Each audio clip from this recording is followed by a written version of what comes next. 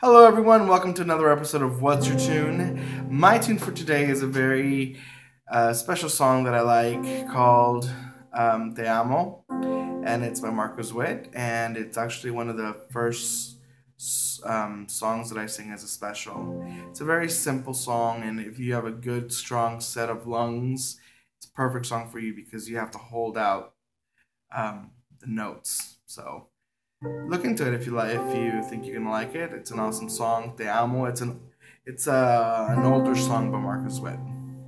But anyway, today I wanted to talk to you guys about and give you some tips to those piano players out there about playing during services. And this is actually a tip that I got from my music director, and so I'm gonna pass it on to you guys.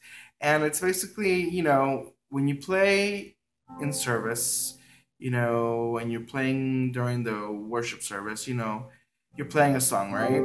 But then you stop, and then whoever's leading the service, talks a little bit, maybe reads the scripture, shares a testimony, and it's nice to have background music when he's doing that. So it's good for you to play background music. And my music director would encourage us to play background music while they're talking, or somebody's testifying, or they're reading a scripture. And I actually also tell that to my musicians here to play in the background. However, you don't want to get too detailed in what you're playing, because let's say, for example, someone's talking, right? Let's say they're reading a scripture, and I'm playing background music, but I am doing this. I'm playing like um,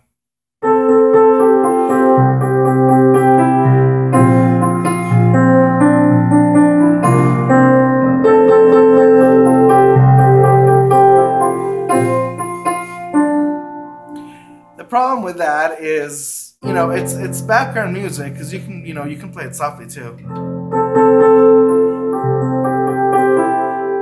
But the problem with this is you're gonna get people's attention, and when people hear a melody playing, and a lot of them do, and I do this too. And if I hear a melody, all of a sudden I'll stop. I'll start thinking, okay, what song is it? What song is it? I know this song. I know this song. And a lot of people in the congregation will do that too. And all of a sudden, instead of paying attention to what the pastor's saying, what the leader is reading, or the testimony that someone's saying, they'll block that out, and they'll start thinking of what is that song? They'll be like, what is that song? What is that song? So you don't want to do that. And so when you're playing background music during services, no melody. Try not to play any melody at all. When you're actually singing the song as an introduction to the song, melody is awesome to play. But when you're playing background music, just basic chords, like,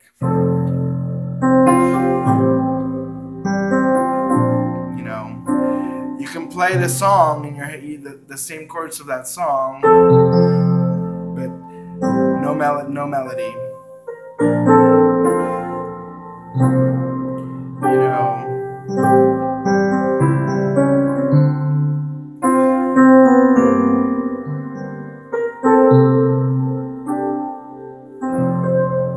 So, this helps in, keeping a nice, how do I say this, a nice atmosphere, but it won't take away the attention from the people in the congregation. Because the moment you start, any kind of melody, it can be all